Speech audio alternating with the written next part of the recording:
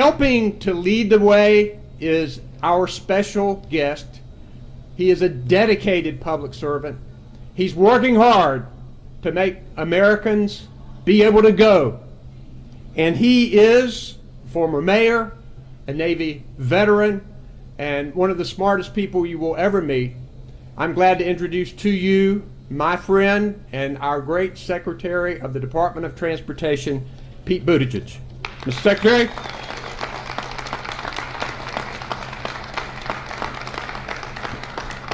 Well, good morning. Good afternoon, I guess it is now. Thank you. First of all, thank you so much, Governor. It's always a pleasure to be with you. And even the more so when we're bringing good tidings, 27 million of them in this case, to help further the great work that's happening here. It does feel like we've been celebrating a lot of good news in North Carolina, whether it's the I-85 work happening west of here, the Alligator River Bridge on 64, the fantastic announcement we had not long ago about $1 billion headed toward that Raleigh to Richmond corridor, and now our latest round of supporting for the growing, important, and deserving Charlotte CLT, Charlotte Douglas International Airport. But you're also, I think you know this, but you can be a very long way from North Carolina and still be hearing about the visionary leadership of Governor Roy Cooper, and you are lucky to have him leading one of the most effective state administrations in the United States of America. He's been a great partner in developing infrastructure. So thank you, Governor, for welcoming us here. Likewise, Mayor Vi Lyles, my fellow mayor. I always think first with the heart of a mayor when we're doing this work. Thanks for the warm welcome and for your leadership. It's extraordinary. So many of the things you've been able to achieve are things that most cities only dream of in terms of the growth, in terms of the development, in terms of preparing for that. And I know the job of mayor has only gotten harder since I wore the title. Although it would have been nice to have $1 trillion infrastructure package from the president back when I was mayor. But you have provided extraordinary leadership. And I want to thank the whole airport team. I want to thank Vinay and the board. I want to thank Haley and her terrific staff who have so much to be proud of here. They can't be here, but I want to make sure to recognize your delegation as well. The reason they can't be here is because there's a lot of important work and votes taking place on Capitol Hill right now. But you have some remarkable representatives and senators who never hesitate to remind me about how important it is to keep funding coming to CLT and other important assets here. In particular, I often speak with Representative Alma Adams and Representative Jeff Jackson about where we're headed and how we can work together. I had great conversations yesterday with both of your senators on the phone, and I want to go out of my way to recognize that Senator Tillis was one of the Republicans who worked across the aisle with Democrats to help get this done. And that matters. Bipartisanship yields results.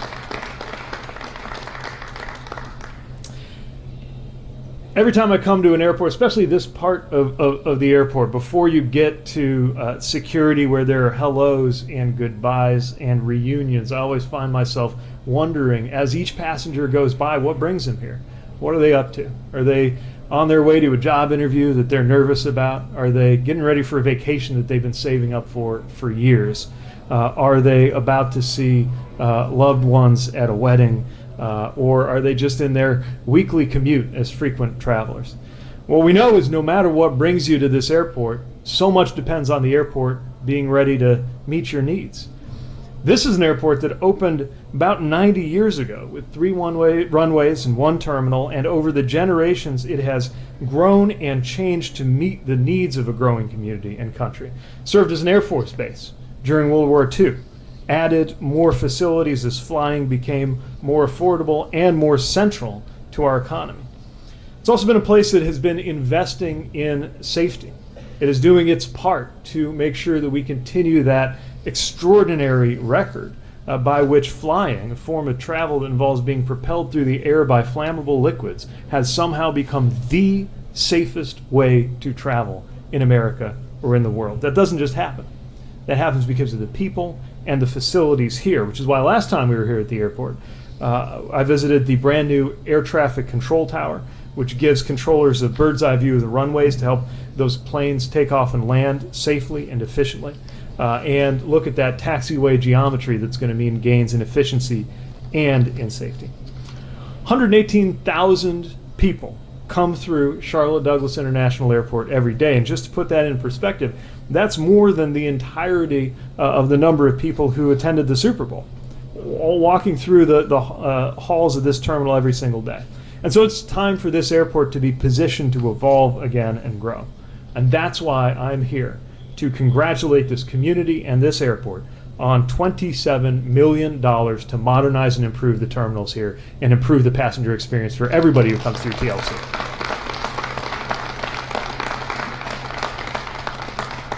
That funding is going to replace 16 outdated jet bridges with upgraded models so that the walk from your gate to your seat is more comfortable, you're breathing safe, filtered air, and it's one of those things where everything just needs to work. Look, I'll be honest, not even most of us infrastructure nerds don't get up in the morning thinking about jet bridges most of the time. But if your flight arrived on time, only for you to be waiting to get off of that plane because there's an issue with the jet bridge, you're thinking about nothing else until it gets solved. This team is working to make sure it never comes to that.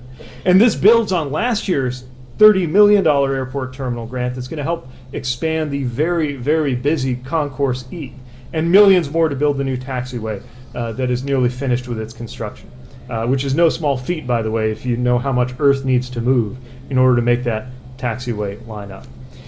And while we're here today celebrating this particular facility and grant, I want to note that this is one of 114 airports that we are improving with today's announcement alone.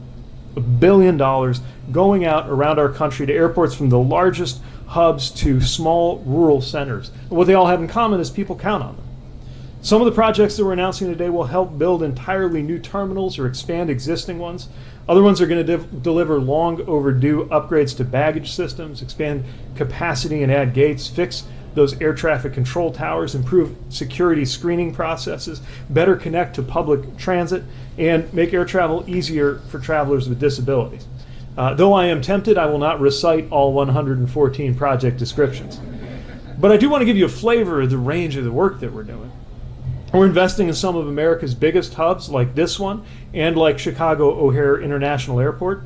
The funding there is going to do everything from help make the corridors wider to having TSA screening be more efficient, even just better restrooms, which as a parent of toddlers, I am now particularly invested in.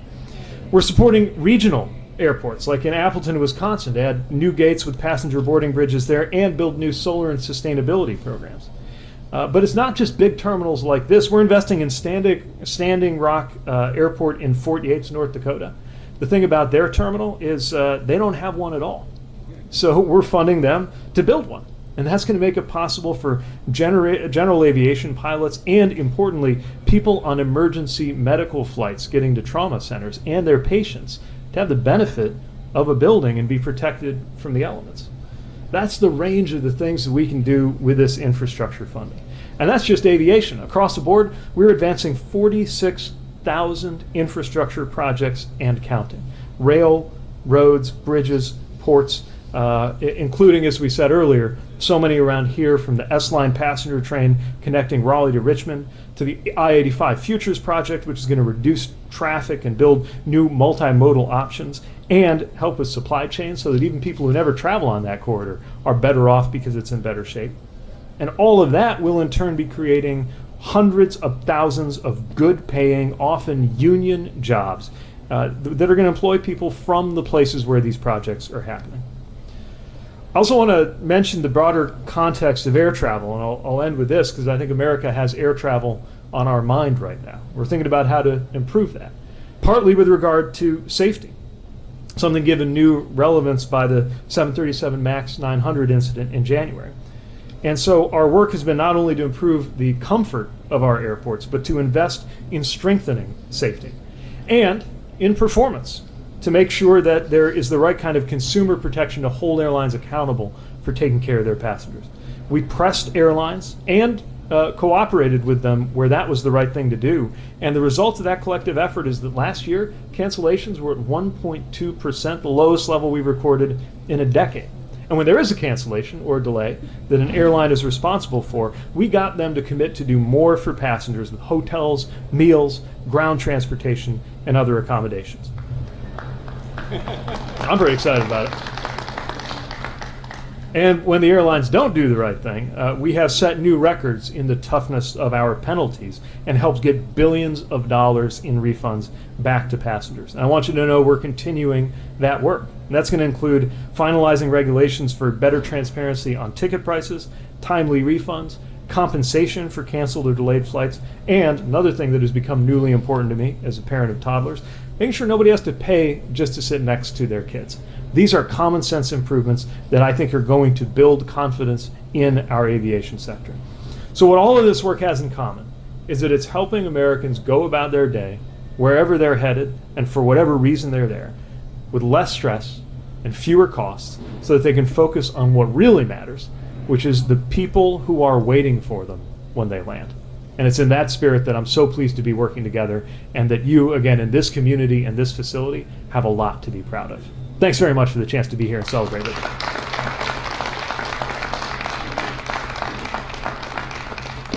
And with that, I think we're going to take a few reporter questions. My colleague Kate from the DOT is going to quarterback that.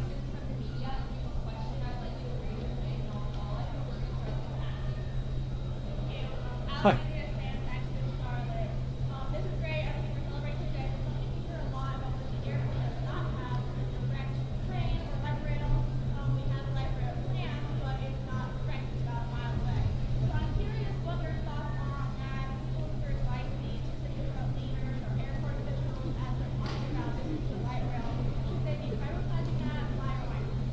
So I think Charlotte is a city that has demonstrated that you don't have to be a Manhattan or a Washington, D.C. to have excellent public transit and to need transit and benefit from it. That cities that are large but more middle density compared to a Manhattan are just as likely to be well served by transit. Now, in the bigger picture, America, frankly, does not do as good a job as many other countries of connecting transit systems to the airport experience. And we want to work on that. There are a number of issues that have stood in our way. Some of them are down to just the legal eligibilities for different forms of funding. But we have found, at least under certain circumstances, that this airport terminal program that we're announcing today can be one of many sources to help. And I would also note that through the President's infrastructure package, we've got more federal funding going to transit than at any time in U.S. history. It doesn't mean this will be easy, and every community will have its own vision. But I just want to emphasize we are pro-transit, and we'll all be better off when our airports better connect to transit systems, which today in the United States, very few of them do. I don't know if there's anything else that anyone else might want to add in. We're working on it. All right, Mayor's working on it. But yeah, we're certainly eager to help in those efforts and to team up with cities and states that are trying to get that done.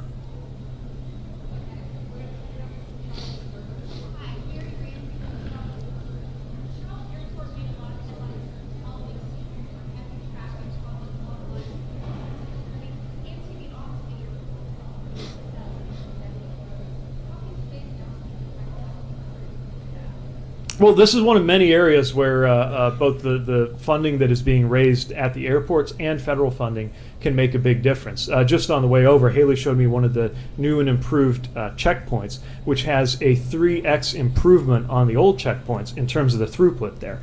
It's especially important right now as we're doing a lot of terminal investments to take account of the fact that the vast majority of U.S. airports were built pre-9/11 when there was a completely different setup for how security would work. And so airports have had to adapt to that, but this funding can certainly help. Similarly, in terms of the experience of getting to and from, I would note that, for example, our project at LAX, they call it the horseshoe, and everybody curses it because you can spend more time in this horseshoe-shaped driveway getting among the terminals than it takes you to get to and from the airport, and that's saying something in Los Angeles. I know the Canopy project here is part of improving that experience. I don't know, again, if airport folks want to go into plunge into any more detail on that. But, all right. But yeah, I can tell this is on Haley and her team's mind because she pointed all of those things out as we were walking over from our gate. Hi, Brett Jensen with WBT. I'm just curious, there's been a lot of talk probably for maybe 30 years of high-speed rail in Charlotte and Raleigh. I know you were here just recently about Raleigh to Richmond. And what do you think the possibilities are? Do you think that should be a part of it? So I think this is a region that is an excellent candidate for further development of rail, including America's high-speed rail future. And I'll tell you why. What you have are a lot of population centers that are a long drive or a short flight away from each other. And that's the kind of region that can benefit a lot from rail connectivity. It's why we're big believers in the Raleigh to Richmond vision, and why we are investing, certainly not the capital dollars that you're seeing for the projects that are ready to go, but planning dollars to help build out those visions through our Corridor ID program. That's true for any kind of passenger rail service that I think really needs to be built up. But we also envision a bright future for high-speed rail, and some of the first projects to take shape, namely the Las Vegas to Southern California project and California high-speed rail, I think can demonstrate that we can have high-speed on U.S. soil just as good as they do in Asia or Europe if we fund it. And I think once Americans see that, there's going to be no going back, and it will be really demanded from coast to coast. Okay, we're gonna do one last question for David here. We covered planes and trains. I want to do automobiles too. The USPS support of the UFTC rules that prohibit junk fees and penalties. Why is that something that's important to you, and how much does it impact consumers? First of all, think about how much we count on our truck drivers. I think that America had a wake-up moment about this in 2021 when supply chains became a kitchen table term, and we realized just how much we rely on everything from the ships coming into our ports to the men and women who drive those goods around the country. It's a critically important job and a tough job. Now, the reason I mention that is because a lot of truck drivers are economically vulnerable. I mean, if you're not driving, if that truck isn't moving, you're not earning your living. And so you're particularly vulnerable if your truck gets towed. Now, one of the issues that truck drivers face is predatory behavior, where they will get towed. Maybe somebody will have them towed. Maybe they themselves call in to get towed because they have a maintenance issue. And then their truck is trapped, and there's not transparency on the front end about what you'd have to pay to get them back. They make up things like an equipment fee that an ordinary common sense understanding of the charge would be that's part of what I'm paying for when I pay you to come tow my truck. Other invented fees. And so the FTC is developing rules that would pay attention to fees that either aren't transparent up front and or aren't connected to the service, but also aren't optional. And again, often these truck drivers feel they have to pay these fees because they got to get their truck back, but they can be out thousands of dollars. It is grossly unfair. It's part of what we believe in using the tools of the federal government to do something about. And so I applaud the FTC paying attention to that, and we wanted to make sure our department's voice was on the record in that. And it's part of a bigger picture in terms of junk fees. You've heard the president talk about these resort fees where you get to a hotel and you have a non-optional fee that's not part of the room rate. Or what we're doing in our department on fees, I consider it to be a junk fee if an airline makes you pay to sit next to your own kid, or some of these other things where there's not a lot of transparency. So we're doing our own rulemaking as part of that. So it's all part of that bigger picture, but the bottom line is truckers deserve better, they deserve to be protected, and that's why we're weighing in on this FTC process. Thank you all. That's All all right. we have time for today. All right. Thanks very much. Congratulations again. Great meeting you. Secretary Ed Free,